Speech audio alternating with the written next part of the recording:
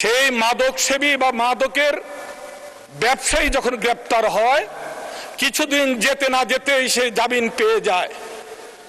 গত সপ্তাহে আমার নির্বাচনী এলাকায় এক মাদক সেবীকে গ্রেপ্তার করার পর আদালতে সুপর্দ করার পরে আমার পুলিশ ভাইয়েরা থানায় আসার পূর্বেই সেই মাদক সেবীকে থানার সামনে চায়ের দোকানে চা খেতে দেখেছে মাননীয় স্পিকার। এতে আমাদের পুলিশ ভাইয়েরাও নিরুৎসাহিত হয়ে যায়। সেই জন্য মাননীয় আইনমন্ত্রীর কাছে আমার আহ্বান থাকবে, ওনার সুস্পষ্ট এবং কড়া নির্দেশনা প্রণয়ন করা হোক, কোনোভাবে মাদকের মামলা নিষ্পত্তি না হওয়া পর্যন্ত কোনোভাবেই তারা যেন জামিন না পায়। মাননীয় স্পিকার,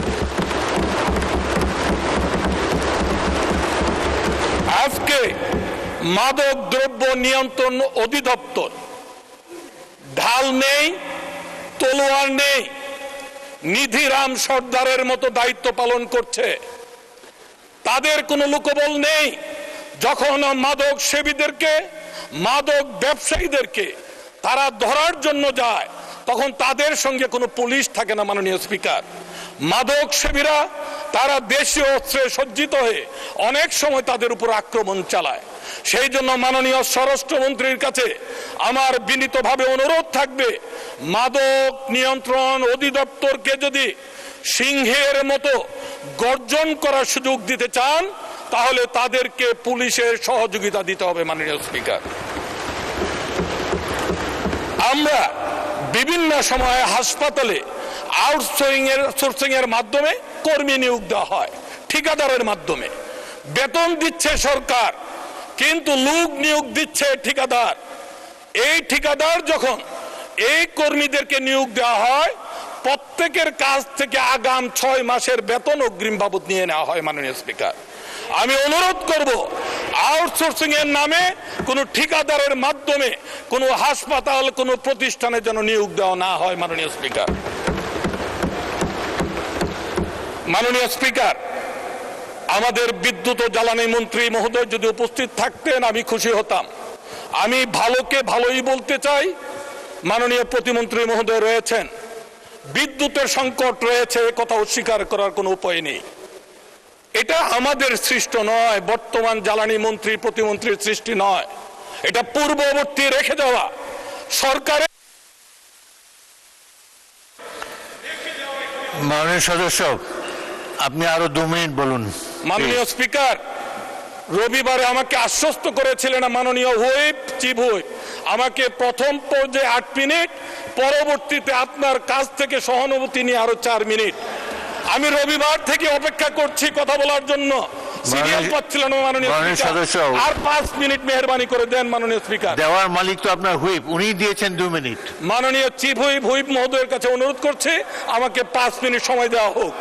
2 মিনিট চলে গিয়েছে। মাননীয় স্পিকার, নতুন করে কাউন্টডাউন শুরু করা হোক। মাননীয় স্পিকার, মাননীয় স্পিকার, আমাদের কেন্দুয়া লোক সংস্কৃতির রাজধানী হিসেবে খ্যাত। এই আমার পবিত্র কেন্দুয়াতে জন্মগ্রহণ করেছে অসংখ্য জ্ঞানী লোক। অবিভক্ত বাংলার অর্থমন্ত্রী নরেন্দ্র সরকার, পাকিস্তানের সাবেক বাণিজ্য অর্থমন্ত্রী হাবিবুর রহমান, সাবেক রাষ্ট্রপতি শাহাবুদ্দিন আহমেদ সহ কথা সাহিত্যিক হুমায়ুন আহমেদ সহ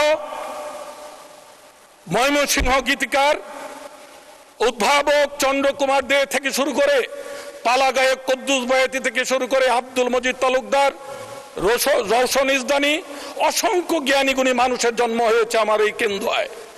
কিন্তু লোক সাহিত্য একাডেমি হওয়ার কথা ছিল নেত্রকোনা জেলায় কেন্দুয়া, সেটা না হয়ে ফ্যাসিস্ট আমলে প্রধানমন্ত্রী যে পিএস সাজ্জাদুল ইসলামের সহযোগিতায় সেটা হয়েছে মোহনগঞ্জ। আমার কোনো আপত্তি নেই। মাননীয় স্পিকার, আমি আপনার কাছে, আপনার মাধ্যমে মাননীয় সংস্কৃতি মন্ত্রীর কাছে বিনীতভাবে অনুরোধ করছি, লোক সাহিত্য একাডেমি কেন্দ্রায় প্রতিষ্ঠিত করা হোক। পাশাপাশি শিল্পকলা একাডেমি আমার এলাকায় কেন্দুয়া আটপাড়াতে নাই। মাননীয় স্পিকার, অনতিবিলম্বে শিল্পকলা একাডেমি স্থাপনের ব্যবস্থা গ্রহণ করা হোক। মাননীয় ধন্যবাদ মাননীয় সদস্য। হুইপ আপনাকে আরো 2 মিনিট দিয়েছে, বলুন। স্পিকার, গত রবিবার সেদিন আমাদের বিরোধী দলীয় সম্মানিত আমার শ্রদ্ধেয় নেতা সেদিন উপস্থিত ছিলেন নাই, উপনেতাও সেই সময় উপস্থিত ছিলেন না। আমাদের সেই বিরোধী দলীয় একজন সিনিয়র সদস্য বলেছিলেন মাদক নিয়ে, মদ নিয়ে, সিগারেট নিয়ে। মদের কথা উল্লেখ করতে যে উনি বলেছিলেন এই এলাকায় এই সংসদে যারা রয়েছে ওনার পিছনের সারিতে তারা মাদক গ্রহণ করেন না। আমাদেরকে অঙ্গুলে নির্দেশ করেছিলেন যে মাদক গ্রহণ ওনারা করেন, আমরা করি না। আপনি যদি রেকর্ড দেখতে চান সেটা তলব করলে আপনি পাবেন মাননীয় স্পিকার। আমরা কখনোই সরকারি দলের সদস্য হোক, বিরোধী দলের সদস্য হোক, সম্মানহানি হয় এই ধরনের কথা কখনো আমরা বলি না, বলবও না। আমি রবিবারে সেই আর্কাইভ থেকে আপনার কাছে অনুরোধ করছি আমাদের প্রতি যে অঙ্গুলি নির্দেশন করেছিলেন সেটা এক্সপান্স করা হোক মাননীয় স্পিকার, এবং আগামীতেও আমরা মিলেমিশে সেই সঙ্গে আমি বলতে চাই আমাদের সেই নেত্রকোনার আমার এক সংসদ সদস্য বিরোধী দলের ভাই যখন ওনার গাড়ির ভাঙচুর করা হয়েছিল এই মাননীয় স্বরাষ্ট্রমন্ত্রী আমাকে ফোন করেছিলেন এবং উনি সংসদ সদস্যর সম্মান রক্ষা করার জন্য প্রয়োজনীয় যা ব্যবস্থা তা যেন গ্রহণ করা হয়। আমরা কিন্তু সেই ভাইকে সাথে নিয়ে আমরা যারা জড়িত ছিল সংগঠন থেকে তাদেরকে বহিষ্কার করেছি, আইনের সহযোগিতা আমরা করেছি। কিন্তু আমরা কষ্ট হয় যখন সেই বিরোধী দলের থেকে সম্মানিত একজন সদস্য যখন আমাদের দিকে অঙ্গুলি নির্দেশ প্রদান করে সমাজে হেয় প্রতিপন্ন করার চেষ্টা করেন, সেটাতে আমরা কষ্ট পেয়েছি, আঘাত পেয়েছি। আমরা বলতে চাই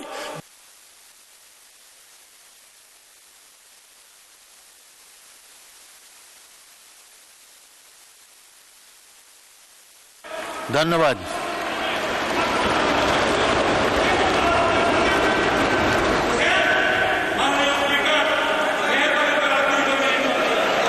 এবার শেষ করেন। ধন্যবাদ, ধন্যবাদ।